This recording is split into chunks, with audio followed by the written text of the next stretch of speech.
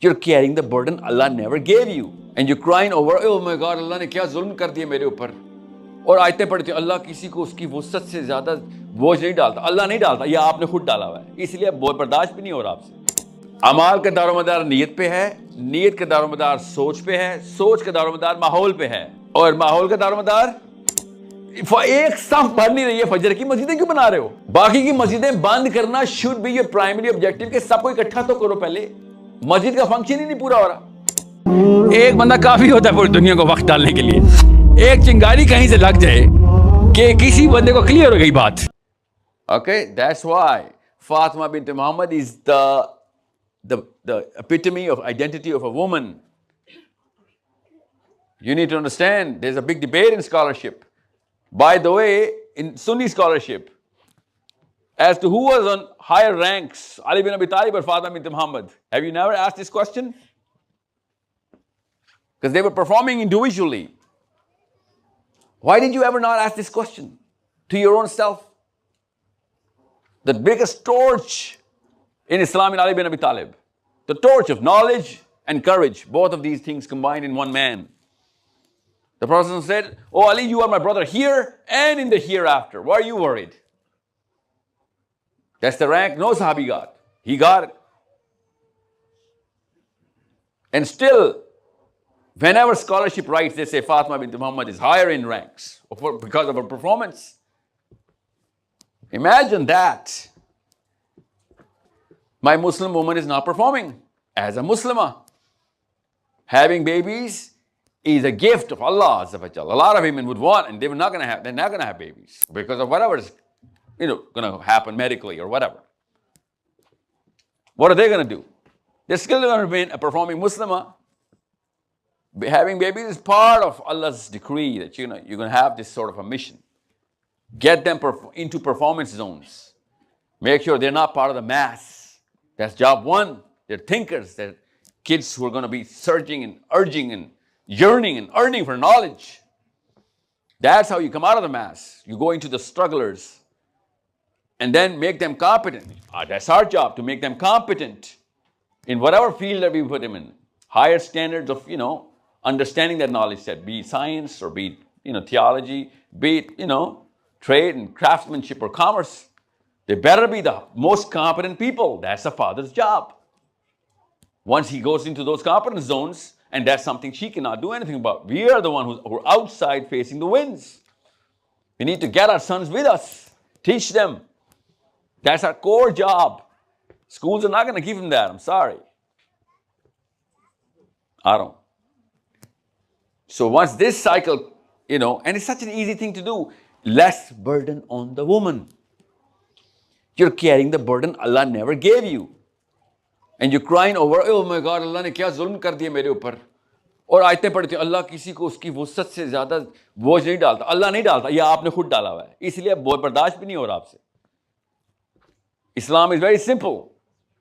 जो अल्लाह के उसूलों के ऊपर बोझ हैं, वो आपकी कैपेबिलिटी में पहले से है. जो बोझ आपने डाले हुए हैं, वो आपकी कैपेबिलिटी में नहीं है. That's why you're going to crack. And that's why you can't handle it. And hence, all the Muslim, especially Pakistani Indian kids, are confused babies running around, ricocheting from one wall to the other. Where's the path to follow? They're carrying burdens which Allah never even told us to carry. वो आयत नहीं पूरी उतरती फिर हमारे ऊपर. वो अल्लाह का बोझ नहीं है, वो हमारा पाकिस्तानी इंडियन बोझ है. You're at step one, which is the best step. The biggest step is step one. That first of all, I understand that I do not understand the bigger problem. I need to understand the bigger problem, how systems work.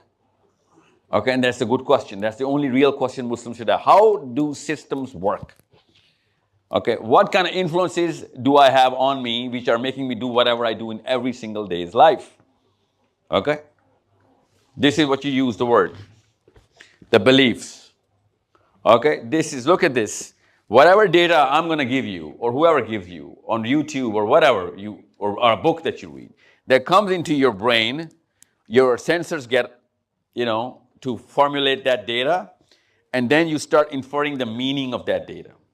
Based on what? Based on your own memories, your deeper needs, your metadata, your books that you've read, people that you've spoken to, your parents in your whatever, early life.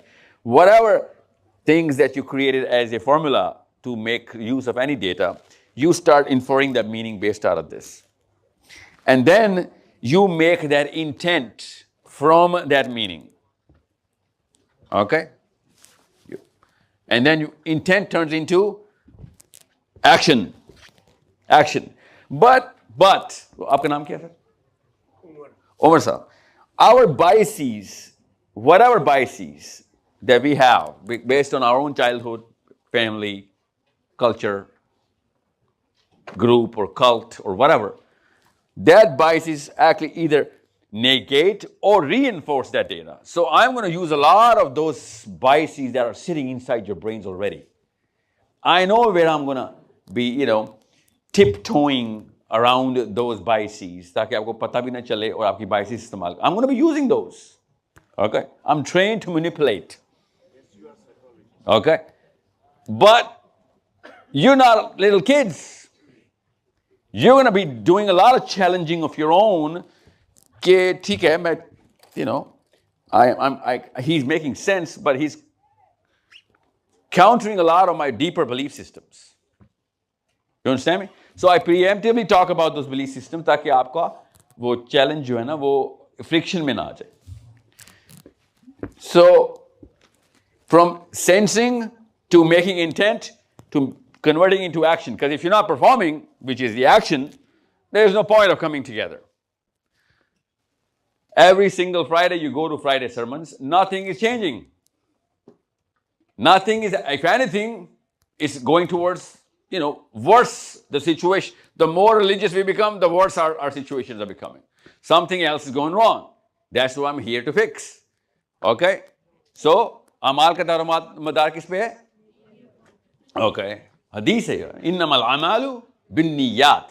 Or niyat ka daromadar kis pe hai? Really?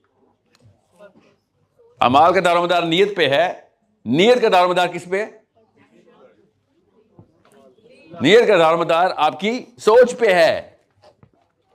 Okay? और सोच का दारोमदार किस पे है? Boys. No. अमाल का दारोमदार नियत पे है. नियत का दारोमदार सोच पे है. सोच का दारोमदार माहौल पे है. ओके? और माहौल का दारोमदार पॉलिटिकल सिस्टम पे है. Understand the problem now? जिस सिस्टम में आप होंगे उस तरह का माहौल क्रिएट हो जाएगा नीचे. और जिस माहौल में होंगे उस तरह के बच्चे सोचना शुरू कर देंगे. जिस तरह के सोच होंगे उस तरह की नीयत बनेगी. जिस तरह की नीयत बनेगी उस तरह का एक्शन होगा. See how I am using Urdu for this ताकि कोई कसर न रह जाए. That's how simple change is. The problem is people with the systems or controlling the system, they know this. और हम यहां पे अपनी नीयत का अचार डाल के बैठे हुए हैं. हमारी नीयत हमारे कंट्रोल में तब तक नहीं है जब तक सिस्टम हमारे कंट्रोल में नहीं है. सो अच्छे नीयत वाले मुसलमानों ने कुछ नहीं करना सिवाय और कैंसर बन जाएंगे हम. और हम अम्मियाँ कहती है ना बच्चे माहौल बड़ा ख़राब है इंग्लैंड का, बर्मिंघम का माहौल बड़ा ख़राब, चलो आओ गुजरात चलें वापस. ये माहौल, you need to understand where the mahal is. You need to set up the right human being to change that mahal. And now one boy is not going to be able to do it. Okay? The prophets, alayhi salam, use their companions as machines, as part of the machines. अकेले नहीं होने वाला ये काम. That's why we all need to come together. So Umar के बच्चों के नाम पूरे बर्मिंघम के मुसलमानों को पता होना चाहिए, and they would better be helping his kids. And you should know kids of, whoever is sitting here so that we can come in as a community. If you're not using that information for the right purpose, with the right resources, with the right intent, तो फिर आप और मैं एक दूसरे की गर्दन पे पैर रख रहे हैं.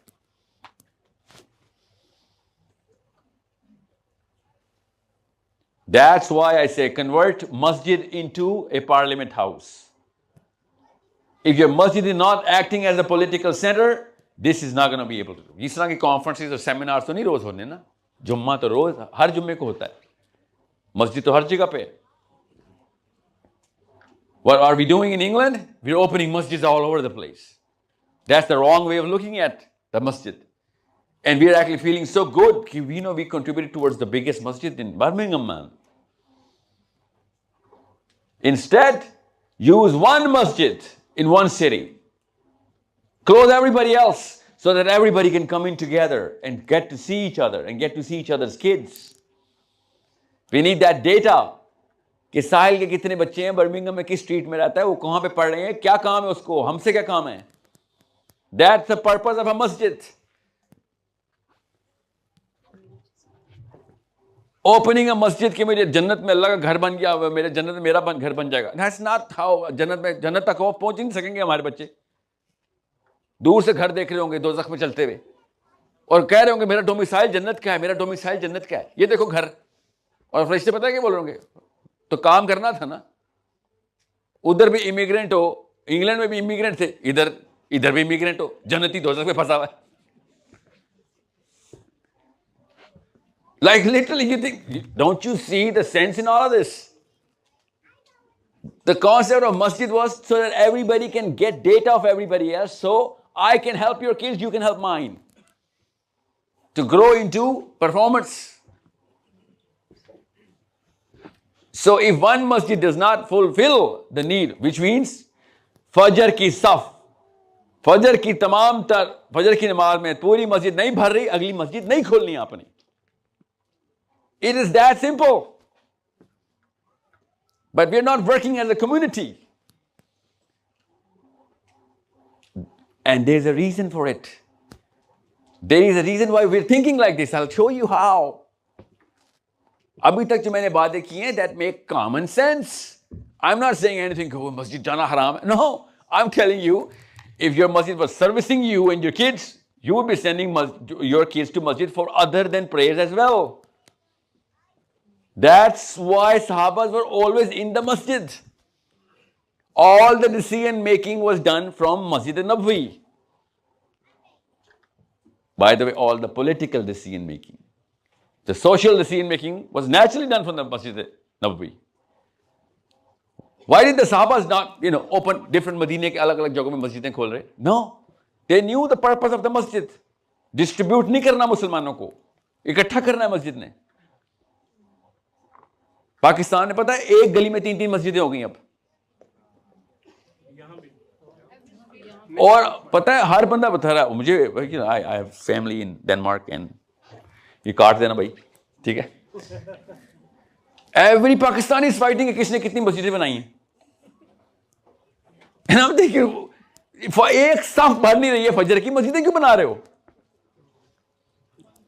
बाकी की मस्जिदें बंद करना should be your primary objective, कि सबको इकट्ठा तो करो पहले.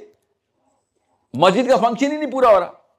मैं डेनमार्क क्यों बता रहा हूं, द फर्स्ट मस्जिद with the Minar, with the minaret. And I'm like, oh my God, really? First time I'm in Copenhagen, and I'm there like, oh, you opened the first masjid with minaar. I went for the celebration as well, and found out later कि वो मीनार बस architectural symbol है, अजान नहीं दे सकते. They didn't know कि मीनार का मकसद क्या है. That the tower is so that the sound of the azan can go farther. That's why it's a tower. But the azan is banned in Denmark.